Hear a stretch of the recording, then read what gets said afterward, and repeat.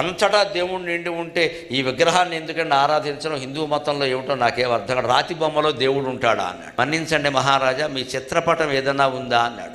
బోల్డ్ ఉన్నాయండి. మా పెద్ద ఫోటో మంచి అందమైన తెప్పించాడు. వెంటనే ఏమీ మాట్లాడకుండా ఆ ఫోటో అక్కడ పెట్టమని తొపుక్కొని ఉమ్మాడు వివేకానందుడు ఆ ఫోటో మీద, ఆ రాజుగారి ఫోటో మీద. ఈయనకి పిచ్చి కోపం వచ్చేసింది. నా మీద ఉమ్ముతారా? నా మీద నేను నీ మీద ఉమ్మలేదయ్యా, నీ ఫోటో మీద ఉమ్మాను.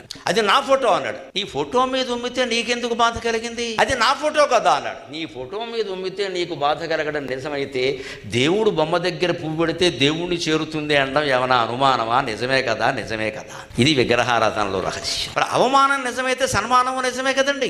మామూలుగా ఏదైనా ఫోటో కింద పడితే వేరే విషయం, దేవుడు ఫోటో పడితే మనం ఊరుకోలేదు. దేవుడు ఫోటో వరకు ఎందుకమ్మా, మన సంస్కృతి ఎంత గొప్పదంటే ₹10 బిళ్ళ కింద పడితే కళ్ళకు అద్దుకుని లోపలేసుకుంటాం. ₹10 ఏం వస్తుంది? ఏమి రాకపోతుంది లక్ష్మీదేవి. అలా అలవాటు చేశారు చిన్నప్పటి నుంచి. ₹1 బిళ్ళ అలా కళ్ళు తీసుకుంటా కళ్ళకద్దుకో. అదే మన విగ్రహారాధన అందుకే చేస్తాం, పిచ్చాళ్ళం కాదు మనం.